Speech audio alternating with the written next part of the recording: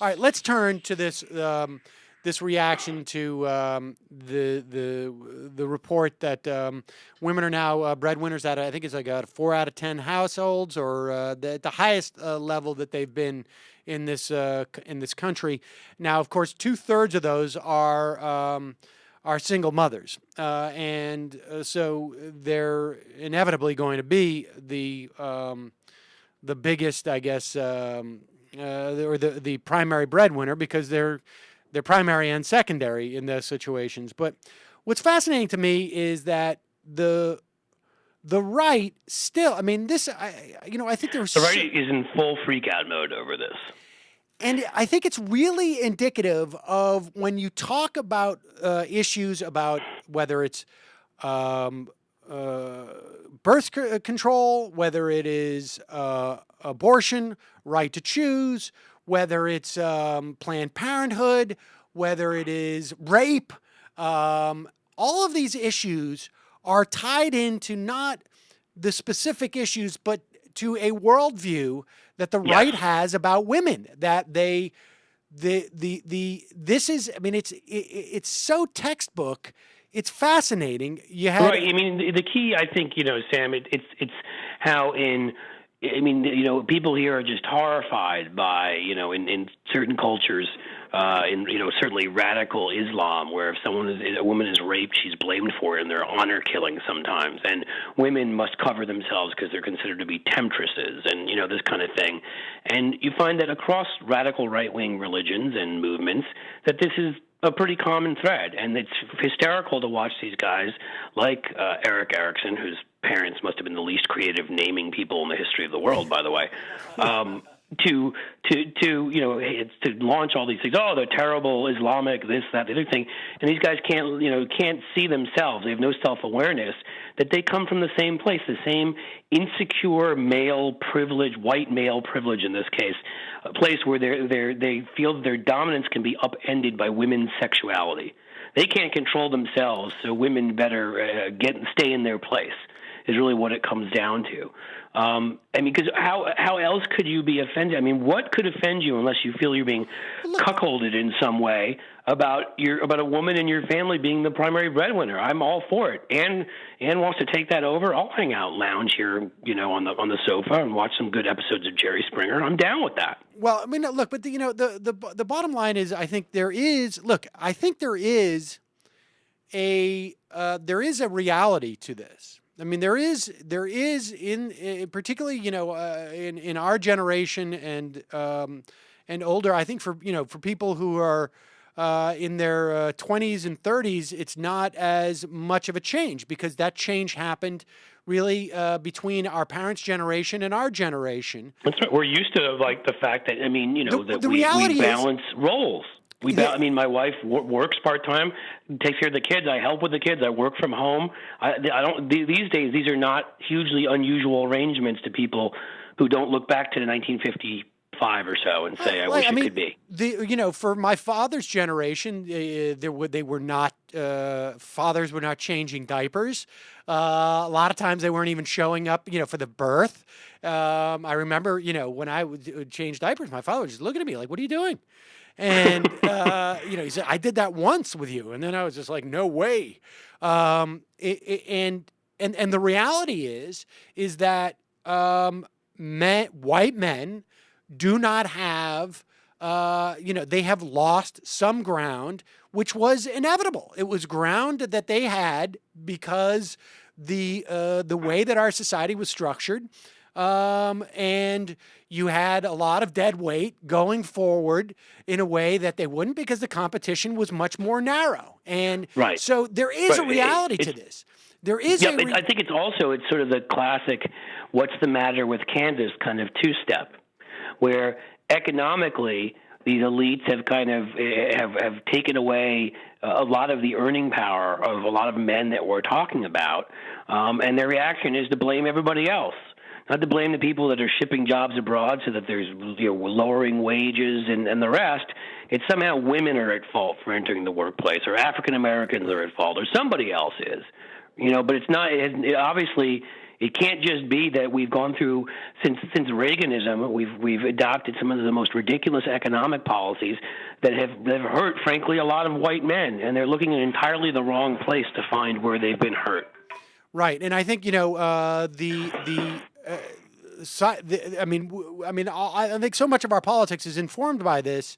We saw that cleave between unions and the Democratic Party starting in the early 70s, and part of it was because of sort of the social liberation movements of women and African Americans, and there was a leverage point there, which was essentially saying to these white guys, these are the people who are taking your jobs. And to a certain extent, it's not the Mitt Romneys who are coming in, taking over your company, loading it up with debt, breaking it into pieces, and shipping them to China.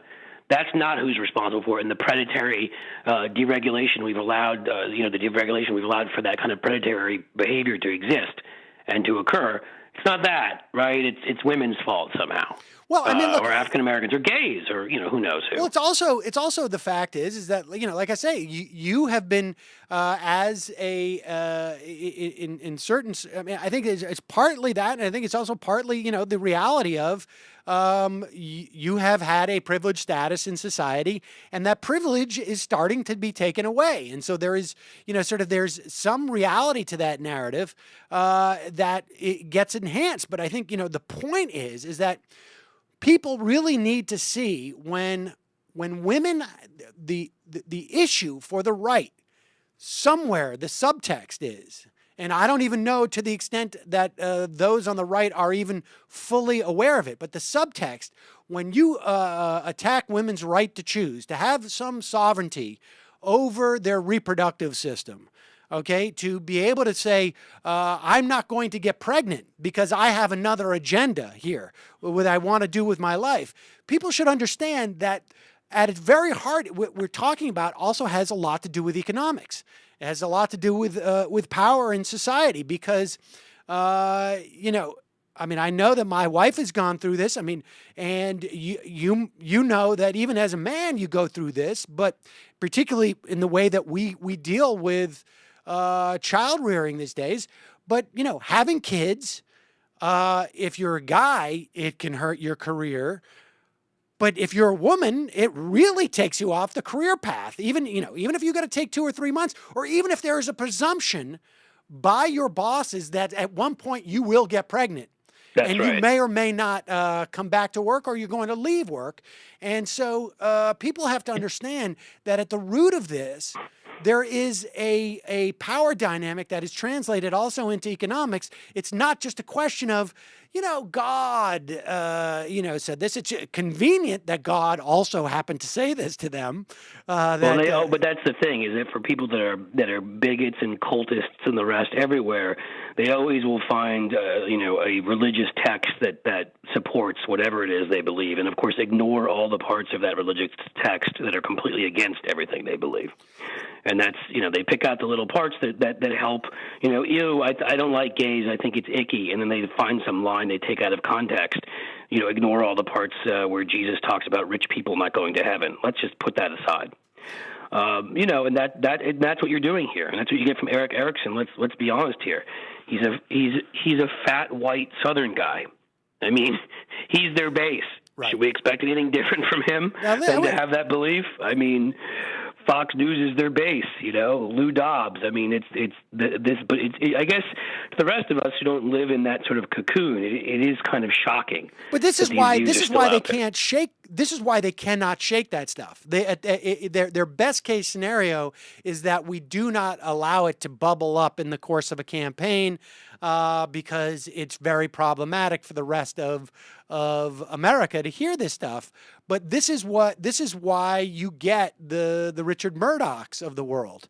That's right. Now, Eric Erickson wrote on Red State sort of an addendum to what he had to say on Fox, and I want to point this out because I found this rather bizarre. He said, prior to having kids, Christy and I guess that's his wife, both worked. Once we had our first child. By the way, it must be a party a minute to be married to that guy, huh? Yeah, well, Kudos to the wife for hanging in there. Indeed. Once we had our first child, I was making a full-time go of Red State. He's the publisher of Red State. Christy had to work if we were to have insurance. Frankly, and there, like, you just want to say, like, hey, dude, does that tell you something? I mean, your freedom for you is to have your wife stay at home with the kids, but your wife has to go get insurance. You just made a great argument for a single payer in this country, Medicare for all. But be that as it may, frankly, we could not make ends meet on my salary alone, and even after the cost of daycare, had to have the remainder of Chrissy's salary to help make ends meet. I'm not even sure what that means, but we still struggled. At one point, I had to contemplate being a single dad, but thank God I didn't have to be. When we made the decision that Christy would stay at home with the kids, we did so contemplating that I would have to get one or more additional jobs in order for her to do it. God truly blessed us in how he arranged it. I guess God was... does some consulting for them or something. But we had made the decision... It's a retainer. In God's defense, it's a pretty good deal. But Heritage Foundation kicks in part of it. We had made the decision to make the leap to her being a stay-at-home mom before those blessings even arrived. Now, what does he mean by he had to contemplate being a single dad? It's a great question, isn't it? I think he perceived being a single dad if he was staying at home with the kids. It doesn't make him a single dad. It's just that they're. I know it doesn't make any sense, does it? Well, I'm not trying to say like the guy's just a bad writer, because he's not communicating well in this. But I really do think that this is a glimpse into the worldview that somehow if you're a stay-at-home dad, you're a single dad. If you're a stay-at-home mom, that's the union the way it's supposed to be. Right. That there is something sort of extraordinary. Now, it's not as common as it will be in 10 years.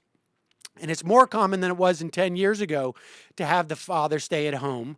I know a few friends, couples where the dad's the one who's at home taking care of the kids, and that's what made sense for them, and that's really what the right can't stand. Just like my wife and I have our own setup here and how we do it, and you and your wife do, which is that there's actually flexibility. We don't need to look back to some book and to some hocus pocus that Eric Erickson comes up with for how we raise our kids.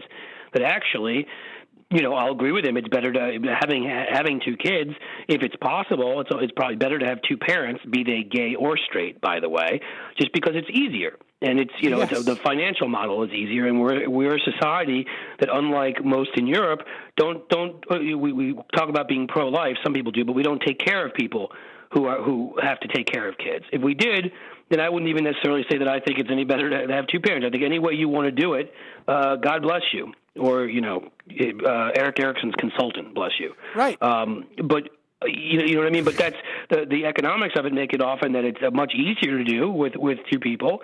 But again, judging how people do it and what circumstances, and the truth of the matter is a guy like him who, you probably can't have abortion is not allowed under any circumstances. Hate to tell you, big guy, there are going to be a decent number of single women out there, and they're going to have to work, you see, because you went with your friends and cut welfare payments and want to cut food stamps and everything else to them. So I'm not sure what you think they should be doing, besides doing the best job possible they can to make it in our society and raise their kids and feed their kids. But I mean, you can't. The hypocrisies you get into and the conundrum on the right when you start talking about all this stuff logically, it makes no sense. As the worldview doesn't. My favorite part, of course, is when he became everyone's favorite anthropologist and started talking about what goes on in the natural world among animals, and how he's pro-science and we're not, because animals, of course, all do it this way, which is not true. I'm not sure if after Eric Erickson and his wife made it as gross a thought as that is, if she ate him alive like the praying mantis sometimes does. Right. Yeah, right. I mean, I saw different groups handle it different ways, Eric. Hate to tell you, pal. Yeah, it's fascinating. And, you can see in this piece he's trying to sort of like he's backing off this because they see that this is a loser and they went too far. And, lucky for him and lucky for the right, this didn't happen during an election season because this is something where if you had to put these, particularly the Republicans we have now, on the spot, what do you think about this? They would get themselves all tied up in knots. I mean, look, we're going back to Dan Quayle on this, right? I mean, remember Dan Quayle talking about Murphy Brown is such a bad example for the country because she's a successful woman who's in a single mother. I mean, it's just bizarre to me. This is one of those issues, Sam, like gay rights, like background checks on guns, like some of the things we've talked about. That there are these cultural, demarcations that separates the vast majority of us from these old white guys and or white rural, white southern in some cases, whatever. They're trying to hang on to this world that doesn't exist and this culture that is retrograde in nature. And as you point out, every time a Richard Murdoch opens his mouth and this stuff comes out, they lose. And right now, thankfully, in Eric Erickson's home state, which I seem to remember he was even contemplating running for that Senate seat at one point. You're looking at a primary between the crazy lady Karen Handel, who killed the Komen Foundation, Paul Brown, who said evolution is like the spawn of hell and Satan and other things, other brilliant stuff, the war of Yankee aggression, all that. Phil Gingrey, who stood up for Todd Aiken. You basically have a bunch of crazy people running. And Georgia, it's still a relatively conservative state, but like some of those other states, its population is growing. It's moving more to a centrist position. And this is the kind of stuff that, yes, in Georgia could end up costing them a Senate seat because they can't keep their mouths shut on these crazy things they believe that most of us are just shocked in like a modern society that they actually could believe. I mean, that four guys could sit there and talk in the way they did on Fox. And by the way, two of those guys are supposed to be Democrats, which is just, it just shows you the Stockholm syndrome of being, one of them, it was Doug Juan Schoen. Williams, and who was the other guy? One of them is Doug Schoen, formerly of Penn and Schoen, which is where I got one of my first jobs working on Bill Clinton's polling in '96. And Doug Schoen has always been the type of guy that would sell out to anybody and anything. I can tell you that from having worked there. So he's the one that goes with Patrick Cadell, and they write these op-eds for the Wall Street Journal and stuff about how Obama sucks. And hey, we're two Democrats saying that, even though neither of them has been a Democrat since the last time a Democrat offered them more money than a Republican. And Juan Williams, remember he got fired from NPR and got into trouble with his whole profiling comment and some of the things he said.